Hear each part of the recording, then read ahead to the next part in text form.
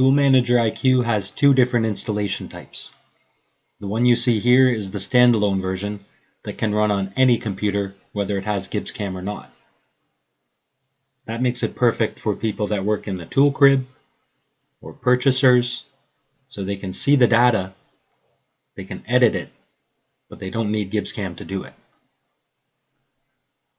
If you do have gibbsCAM, you're usually running the integrated plugin version, which has its own customizable command icon.